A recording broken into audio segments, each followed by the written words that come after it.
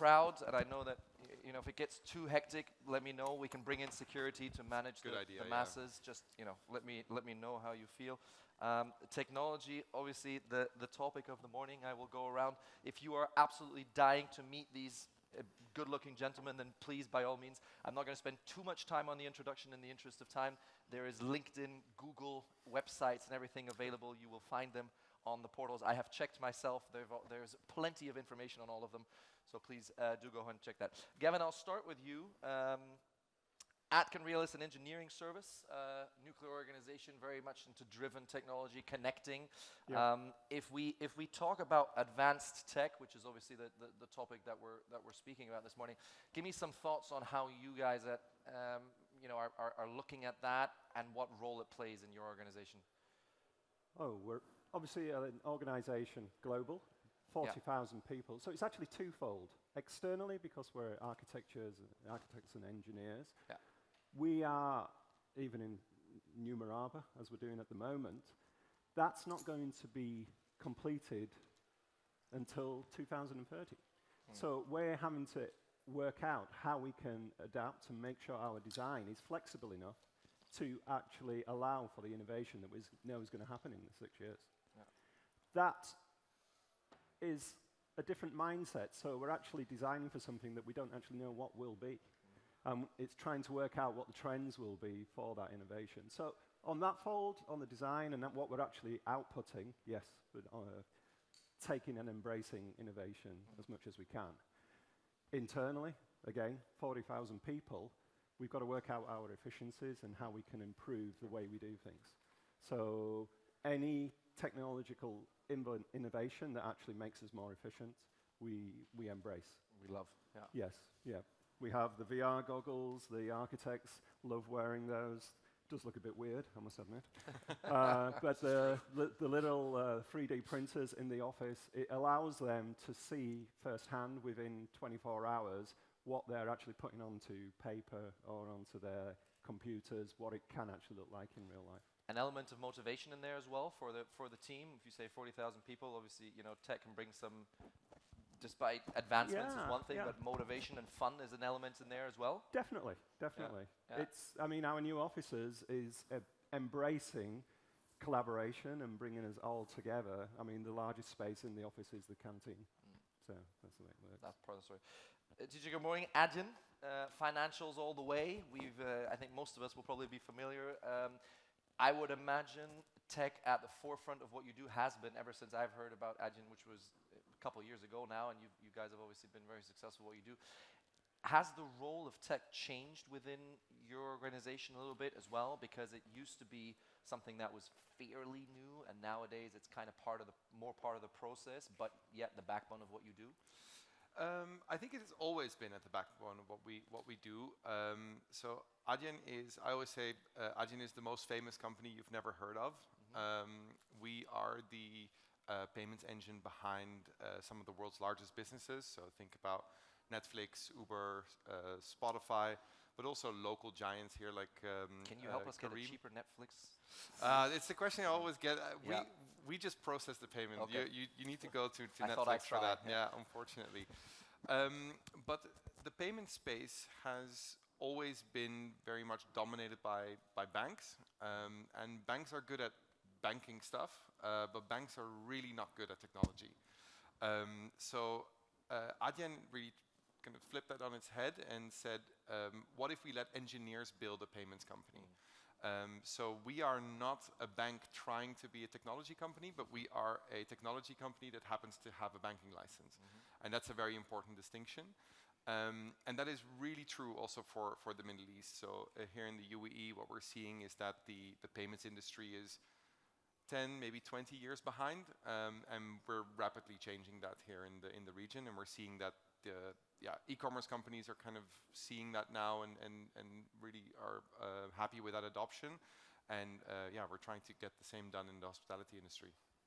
Very good. I'll come back to you in a sec. Mohammed, Tratok, the world's travel token. I've been doing. We prefer to be called the travel or hospitality disruptor. Perfect. Because that's what we've been building out and constantly refining and improving over the last 2 years. Yeah. Now, if I've never heard of Tratok, explain it to me in a couple of sentences. a fourth generation transparent hospitality ecosystem that matches clients to the services that they require across a river of niches, whether it is accommodation or travel or even unique experiences, which I think is where we're seeing a lot of the growth now going forward, those lifestyle benefits. Now, of course, to do that, you've got to constantly ensure you can't be a fourth generation ecosystem if if your culture and DNA doesn't have technology involved at every aspect. That is, whether it is acquiring a client, matching a client to the service, completing the transaction, and providing ongoing customer support and customer service. So, when I say that we leverage a lot of technology, we really do. And I hate to throw out buzzwords, but, AI, we implement it at every stage of the way. We're constantly using it to look at our data, to learn more from our clients, learn more from their behavior, so that we can basically offer them a refined experience that constantly improves every time they come back, building relations not just between us and them, not just between them and the ecosystem, but also to the service providers so that everyone benefits. Another key term you'll be familiar with, blockchain and smart contracts. We leverage those for every transactions to make them secure, transparent, fast, and also reduce costs for everyone's benefit, for both the client and service provider. And lastly, something that my colleague mentioned, which we're actually launching this product on Friday. We're actually introducing augmented reality and virtual reality in order to give users multimodal views and interactions with products on the ecosystem. And in the testing that we've done with that so far, before we do our pilot testing, we're really excited because we feel that technology like this, it gives you 1,000 free marketers. They all load on social media, right? Yeah, I mean, you're familiar with that. That helps, yeah, absolutely. 100%. Gavin, let me come back to you. If we talk about kind of the balance between technology and human experience, you just talked about both. But I'm going to ask you the question both internally because, as you mentioned, 40,000 people in the organization, but also in what you do to the outside. Give me some ideas on how you guys are looking to keep that balance, because obviously the one connection that is always made between tech is, are we losing too much of the human connection, especially in hospitality, because that's what we're super proud of, is that element of human connection. How have you seen that develop? It's, well, when I look at the operators, they've been quite clever. I think the expansion of hotel brands over the last decade, I think they've identified that, I don't want to go into stereotypes, but let's say high net worth individuals and baby boomers and Gen X, they are of an era where the user experience and personal touch has always been part of it. They're going to be more reticent, let's say, to take on board AI and a more technological innovation. All they want is a nice room to be greeted with reception, and obviously, if they've got some nice mod cons in the room, that's brilliant. Obviously, designing for that is one way. But then there's the new brands, Moxie, Zoku, or Z Hotels in Europe. They all have gone for a much more refined version, almost a slightly posher hostel, because that's what people want, and that's what the younger generations want. So there's going to be two tiers of technological innovation. And at some point, when all those grey people actually die away, then they'll all become the more popular brands will be the ones that come up. But so that means when we're designers and engineers, we have to be flexible and realize what the market is and the brand that we want. That's why brand specifications are so important. So on that front, yes, it's always going to be, I think, a two-tier and an acceptance and AI brought in, where I think anything that is going to reduce manpower and improve sustainability, I think that's where the technological innovation will happen. Yeah, very good. Similar question, I'd imagine potentially even sometimes a more sensible topic in the financial world, because the element of trust when we talk about money is something that's still very real in one capacity or another. How do you guys go about balancing that? Is there a question of messaging there as well in terms of tech versus touch? So I think what we see in the hospitality or entertainment industry is that what is kind of market standard in retail and e-commerce is still considered innovation for hospitality. And very simple things, like here in the UAE, we are still seeing restaurants stapling together Visa and MasterCard receipts to then go to a finance team who do that line by must line. trigger you every time, no? It is That so must frustrating. hurt you. That must it is hurt so you. frustrating. Yeah. And implementing innovation or implementing technology that can fix that doesn't mean you have less human interaction with your guests. But it's very simple. Guests vote with their feet. And why are we still funneling guests into front offices for check-in and check-out? Why are we still doing night audits? All that stuff can be fixed by implementing some very simple technology that is already out there, while still having a personal touch. Because a business traveler might want to check in through their phone, go straight, get their room key through their phone, and go straight to their room. Whilst a family that wants to get the full tour of the resort might want that. So for me, at the core of hospitality is offering options. And technology will not stand in the way of that. It would actually be an enabler. And then there is also the operational efficiency side. What we see in the Middle East is that often people get thrown at a problem, whilst actually what you can do is you can become way more operationally efficient if you just automate a couple of things and free up time to spend time with your guests, because that's in the end what it's all about. Are we sometimes standing in our own way a little bit, TJ, in terms of, because you just mentioned the retail versus hospitality, and I mean, traditionally, hospitality has the image, let's say we're not on the forefront of innovation. That's not our strongest suit, right? No. Are we getting better at it, in your opinion, coming from a company that does not just hospitality, but many other businesses? So I think from a technology vendor's perspective, it's getting much better. Okay.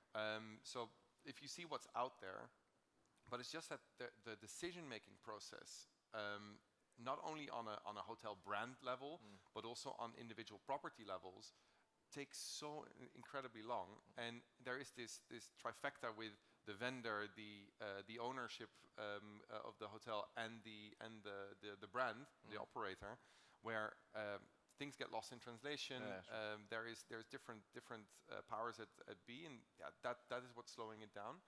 But also on an in-property level, we see that directors of IT sometimes just kind of are comfortable with what they've done for 25 years, and don't really want to take the leap into the future. And that will change when a new generation, I think, comes in the workforce as well. As Gavin said, Mohammed, if we talk about the idea of tech versus human touch, give me your thoughts from a very much tech-led perspective. Okay. How are you finding that? Are you finding that easy to overcome? Is there anything to overcome, or is it something that's naturally weaved in? I think depending on the market segment that you're targeting and who your clients are, you have to find a right balance. In hospitality, a lot of the work is solving things for people, answering questions, looking after them. You're hosting them, and you need a balance for that. Many companies are doing what I feel is a titanic mistake. They're looking at something saying, right, I can just put this chatbot here. It's going to look after the person, answer their questions, and that doesn't work. It lowers their engagement. They get a bad experience, they leave, and they don't come back. And it costs you, because it costs a fortune to acquire a client, but it just takes you one mistake or one bad experience to lose them and lose their basically being an advocate for you. Really, my experience from this is limited to online ecosystems and portals. And I can give you one example of how I think you have a right blend. So last time when we were doing some pilot tests, a lot of people were increasingly frustrated because they just found the bots were asking them generic questions, and to them it looked like, okay, you people are cutting corners. You know, you can't even give me a call center in a foreign country where things are more economical. I'm not happy. So what we did, we thought, okay, let's try to connect them directly with the service providers and create a communications channel for them so that they can get a human being answering them in real time. But how do you enhance that and create a blend? You give the person talking to them a machine learning assistant. And that helps not just with information, it not only speeds up their response time, but on top of that, it gives the client a personal touch. And you have other advantages where you can overcome things like a language barrier or cultural misunderstanding. When we implemented these changes, engagement went up by over 70%. So the personal touch, would you agree, Mohammed, if we say that the personal touch or the human touch can now perhaps be replaced by something that we call a personal touch that is then still tech-led? Is that correct? I think the best solution at the moment as an interim is you actually have a human being whose job is then made more efficient with assistance of AI and machine learning and neural networks. Okay. Yeah, very good. Gavin, you touched on something very, very briefly before in the last remark when you said that there's different brands or different generations will adapt to different brands and so on.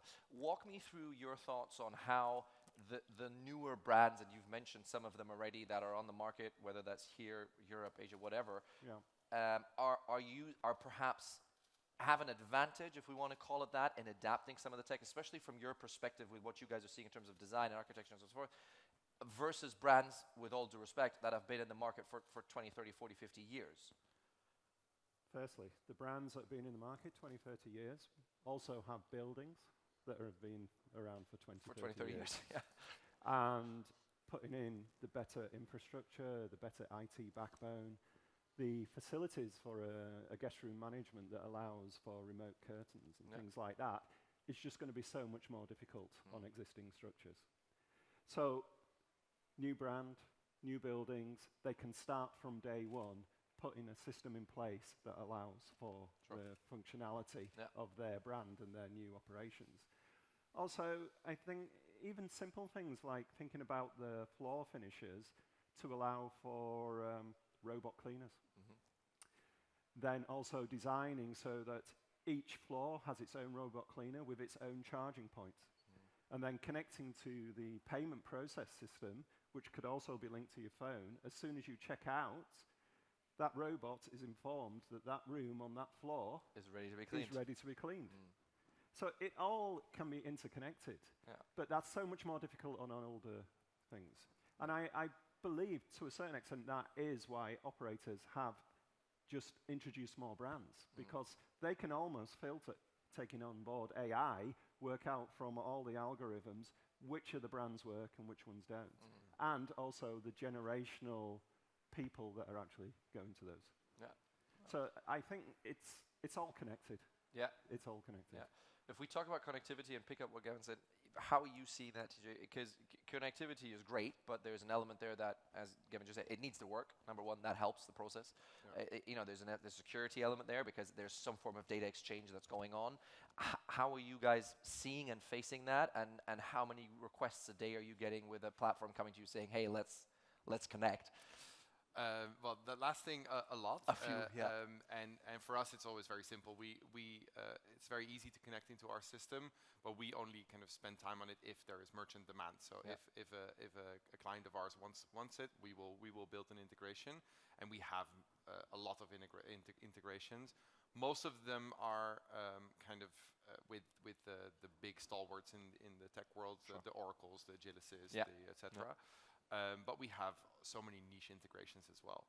I think what's really important, and I think your analogy of if you want robo cleaners, you first need to have a floor that works with them.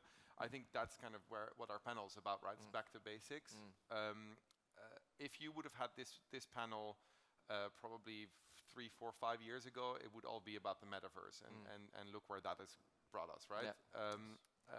Now it's AI, and it somehow frustrates me a little bit that this hospitality conference, the buzzword is AI, whilst if you go into any given hotel here in the UAE, we still see a lot of manual processes, right? So I think let's first fix the basics. Let's first fix those lines in front of the restaurants, those lines in front of the front office at 9 o'clock in the morning or during check-in time, before we can talk about, hey, let's do something with a chatbot, because I think there's a disconnect there. And if we look at kind of the stuff that we get as a vendor, the resistance to change, it's like, we already have a very, very good rate with our local bank. I said, but what are you getting from that? What is the value? And then when we go into an RFP process, we see, this is an Excel file.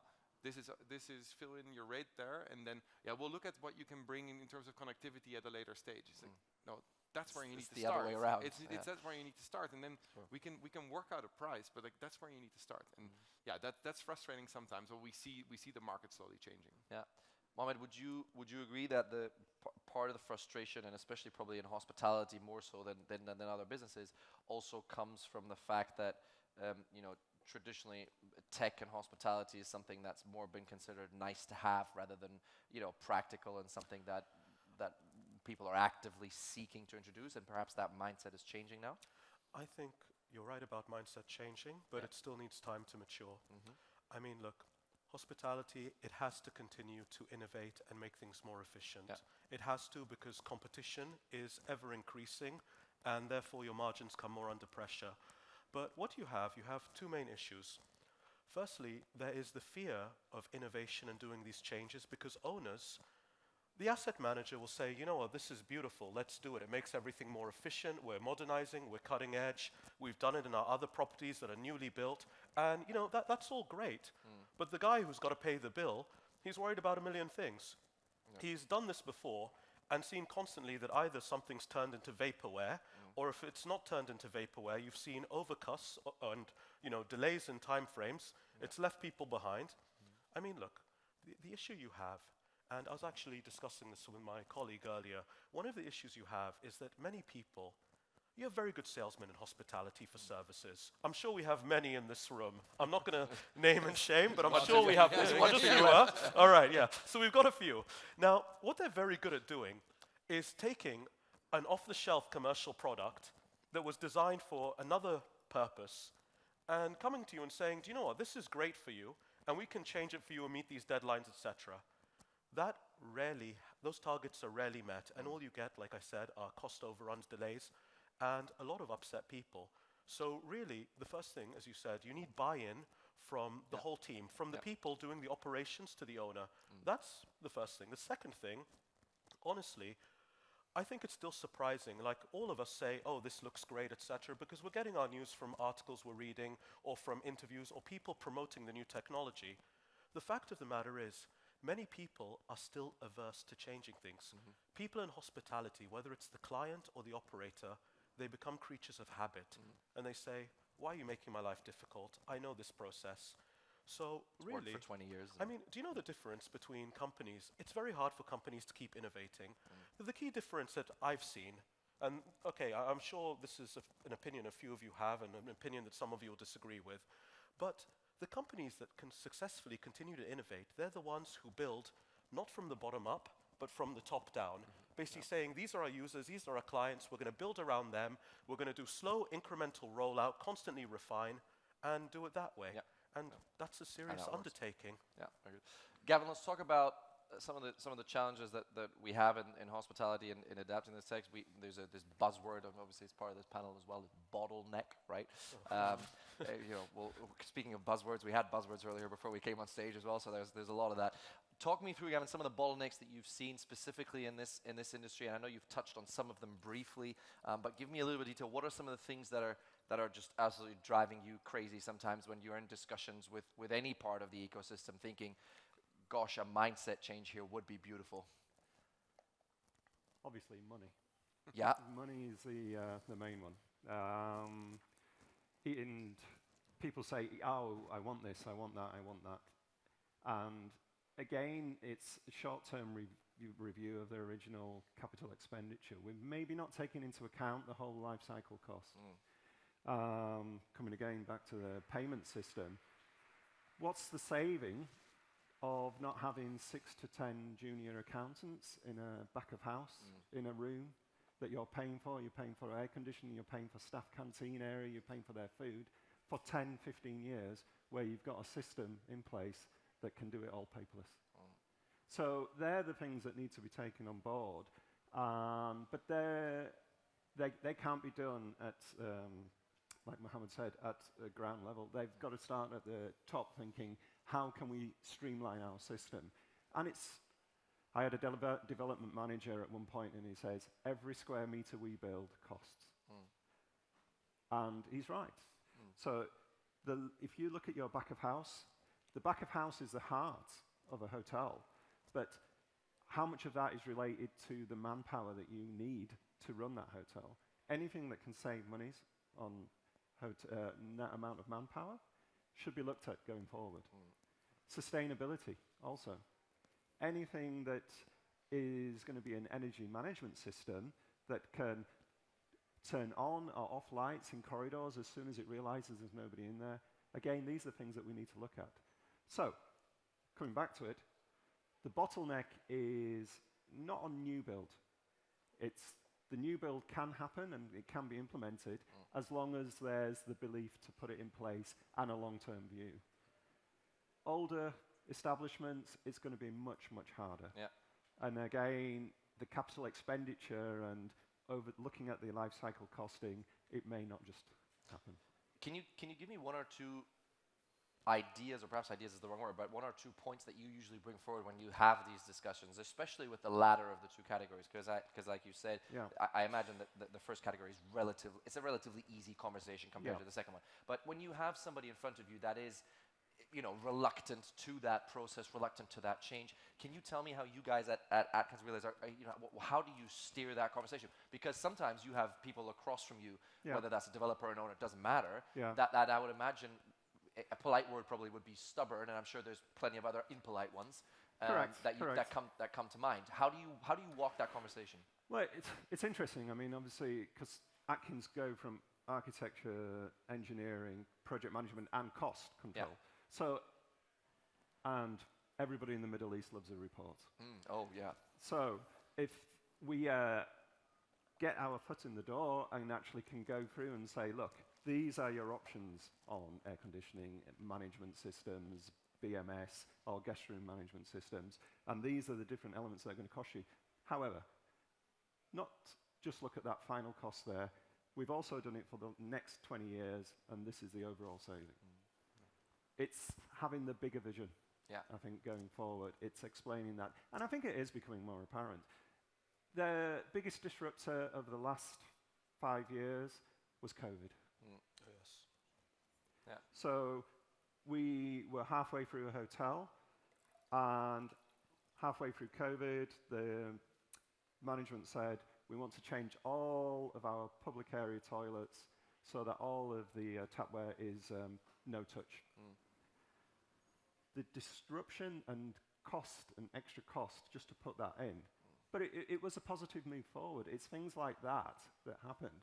It's AI, sorry for the buzzword, and things like that will be one of the next disruptors. Yeah. And also, I think that one of the big disruptors, obviously for the region, will be the Marjan Island development, just because of the amount of manpower that are going to be required extra to the region.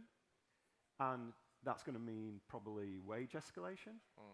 And so these life cycle costings, the balance changes.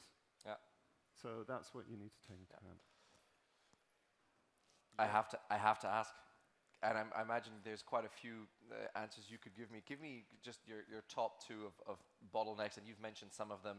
There's a mind clear that I will exclude mindset from your answer because you've talked about that, so that's a given. But what are some of the things, and it's probably particularly interesting coming from you because you don't just have that hospitality, vision. If we look at retail, and I know that traditional retail has been an industry that hospitality has been looking at in terms of and speed also as well. Yeah. What are some of the bigger challenges that you see that are just driving you up the wall? Well, I mean, it's still very much mindset driven, right? But what we see is Adyen is not a cheap payments provider. If you're looking to cut costs, we are not the one you call. If you're looking for discounts with Adyen, today is the day. He's giving out free discounts, ladies and gentlemen. Use Tjalling 15 as your discount code. What we see is that, especially in hospitality, there's this like inverted pyramid, right? And at the top, in terms of priority and where money is spent, is the buildings, the rooms, the TVs in the room, etc. And then under that is maybe staff and training and all that. And then there is your spa, your restaurants, etc. And then very much at the bottom is where people actually pay. Yeah. Your conversion point, where your dream becomes reality and you get money. That's where finance people say, no, but there we need the lowest rate possible. And what we always say at Adyen is long after the joy of the low price has gone, the bitter taste of the bad quality remains. What a sentence. And- Can you listen and- to what a sentence. Yeah. And that applies, I think, also to you, and it applies to your solution as well. And I think what we always invite businesses to do is look at what is the total cost of ownership of your current solution, and what is the cost of doing nothing. And if you look at hotels in particular, hotels in every boardroom is how can we drive more direct revenue? How can we drive people away from OTAs and to our own website? But if you then open a hotel.com website and just count how many clicks it takes to just book a simple hotel room versus booking.com, where it's one click with Apple Pay, with local payment methods, etc., how can you then still ask, like, why are people booking through booking.com? So again, it's my kind of the mantra is get the basics right. Look very, very carefully at your own operations, from online, from offline, not only from a payments perspective, but from a lot of different perspectives, before you start thinking about doing very fancy stuff. Yeah. Mohammed, some of the challenges you've seen, bottlenecks, perhaps on two sides for your solution. First of all, the consumer, what are you seeing some challenges there, but also the operators, the hotel companies. What are some things that have? I think, I think actually the biggest bottlenecks at the moment are with actually the service providers. And there are two things. I mean, one you can just say in a sentence, which is that stagnant culture is the death of innovation. There's too little willingness to take risks and either bring people who understand or have a different mindset and know how to do things differently to ensure that you can successfully keep your finger on the pulse, so to speak, and successfully continue to innovate. The second thing I'd say that is a massive problem is that, look, hospitality has grown exponentially, even despite the temporary setbacks. Whereas before you had a handful of suppliers, now you've got a river of them. And the truth of the matter is that every time you try to integrate a new solution, it requires changes across the board. It wasn't modular enough because it was never built that way. And that's why we are seeing new companies in hospitality go and literally eat the lunch out of people who have been there for decades. Logically, they shouldn't have the right to. A startup of 5 people shouldn't be able to come and dethrone entities that have basically said, oh, I've had 30% market share for the last 5 decades. But you're seeing it happen every single day, and it's going to continue to happen because of these bottlenecks. Final round, gentlemen. Gavin, I'll start with you to lead things off. If you look at what you guys are seeing, in the space that you're in with architecture, design, and all the way to the engineering and the costs, and you translate that in hospitality, and let's perhaps take a slightly regional approach to this answer in the last round. Walk me through where you see things heading from a tech perspective. Are you hopeful? And I think that's kind of what I've been getting from your answers. Are you hopeful that we're gonna see a better adaptation of it? Maybe hopeful is a big word. Yes and no. It's a very British answer, if you don't mind me saying so. Humanity's praying. I would say the Middle East region as a whole has a love of luxury resorts. And essentially they're going for the high net wealth. And I would unfortunately say also the baby boomer Gen X age. And they still are more manpower related. Yes, I think guest room management and a lot more mod cons within the room will definitely happen everywhere. What I think the region does need is a lot more mid-scale, upscale, the trendy brands in fun here. stuff. Something that can break it down. I mean, a 25-hour hotel, lovely, and things like that. So there is a glimmer on the horizon, and let's just hope it comes through. It develops. TJ, if you could make a wish for tech and the way that it's been viewed, again, perhaps taking a look at it from this region as opposed to the bigger scope. Yeah, I think the reliance on just throwing people at the problem is slowly moving away, and I think that's a good trend. I think what my message is, like the technology is out there, and now it's just a matter of connecting everything. And what we're seeing is that slowly we're moving away from traditional hospitality and the being stuck in our ways. But your tech stack needs to be ready. Yeah. And we are not the first you call, and that makes total sense. But there are companies out there, all the big hospitality tech providers, like the Oracles, the Agilises, the Shigis, etc. They're ready. They have all the products laying on the shelf. Just a matter of adopting it. And they are already very much focused on connecting everything and making sure that there are integrations into either your current or your future tech stack. And it's there. It's just a matter of buying it and pulling the trigger and making a decision for the long run rather than just what's going to get my bonus this year. Yeah, I like that last part. Yeah, you would. Yeah. Mohammed, tell me your final thoughts on this, and maybe look at it from the solution that you've got with Tratok. I think honestly that as you go forward and you get your competitors constantly moving ahead, and you get new players coming into the market, and you get new supply of not just accommodation, but all types of hospitality services, be it new restaurants, be it new activities, new suppliers even. People are going to be forced to adapt, or they'll go the way that we've seen so many go before and no longer be relevant. Yeah. I mean, at the end of the day, and I want you all to please really think about this, right? As a business, in hospitality, you've got to value your customers. If you value them, strive to give them the best service through constant innovation. Because if you don't, tomorrow they'll go somewhere else, you'll lose them as a customer, and then you lose your business. It's that simple. So honestly, I think people will either have to, either out of desire to grow, or out of compulsion to survive. There's no other alternative. No. We have to be honest here. Thank you very much. Gentlemen, Thank you. What a pleasure. Thank Have a good day. Thank you very much. Thank you. Thank you.